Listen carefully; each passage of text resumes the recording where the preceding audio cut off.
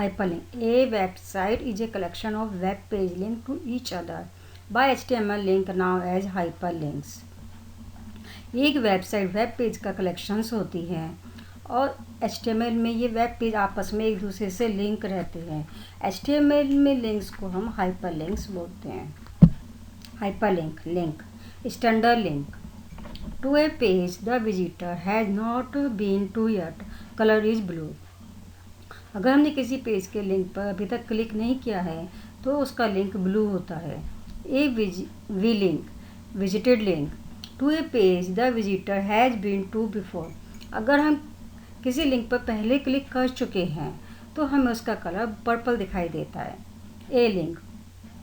The colour of the link when the mouse is on it, colour is red. जब हम किसी link पर cursor लेके जाते हैं माउस का तो उसका कलर रेड हो जाता है. Anchor tag. Anchor tag is a container tag. Anchor tag एक कंटेनर टैग है.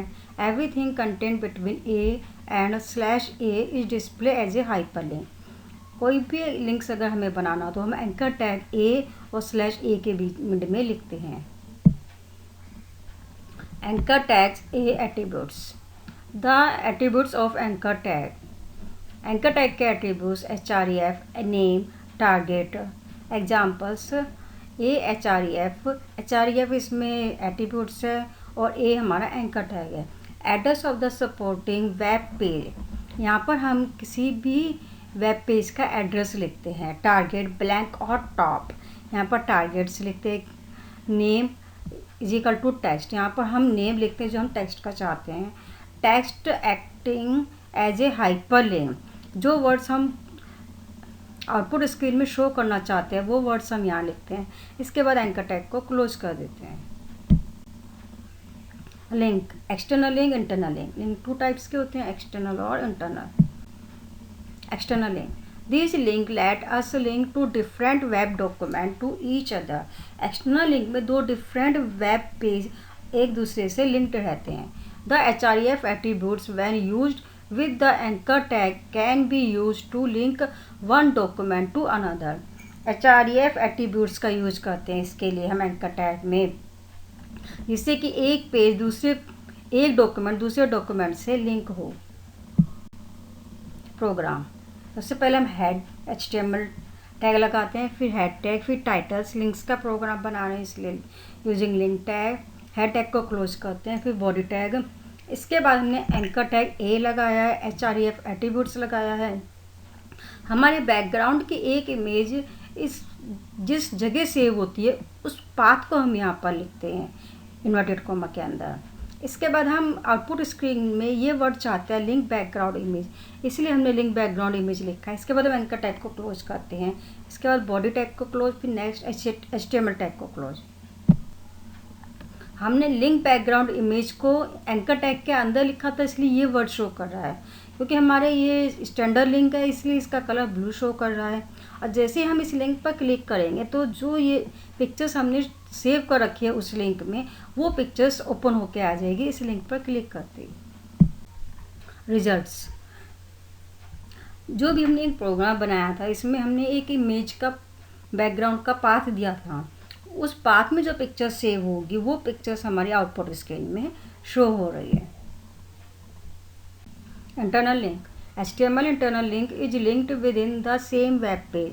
अगर हम लिंक सेम वेब पेज में करना चाहते हैं, सेम पेज में, तब हम इंटरनल लिंक का यूज करते हैं. Program. HTML head, titles, head, body. अब हमने यहाँ पर एक प्रोग्राम बनाया है कि हम अगर फ्रूट पर क्लिक करें तो फ्रूट नेम शो हो, बॉडी पार्ट पर क्लिक करें तो बॉडी पार्ट शो हो. इसके लिए हमने ए एट्रीब्यूट टैग्स लगाया है, फिर href एट्रीब्यूट्स लगाया है. यहाँ हमने दिया है फ्रूट्स नेम.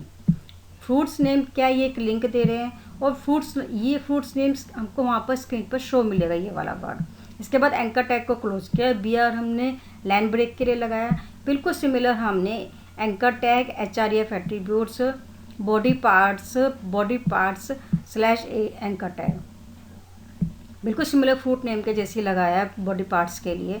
इसके बाद हमने हेडिंग 1 लिखा है क्योंकि हम जो वो वर्ड स्क्रीन पर चाहते हैं वो बोल्ड चाहते हैं, थोड़ा डार्क चाहते हैं, साइज में इंक्रीज चाहते हैं, इसलिए हमने हेडिंग टैग लगाया है.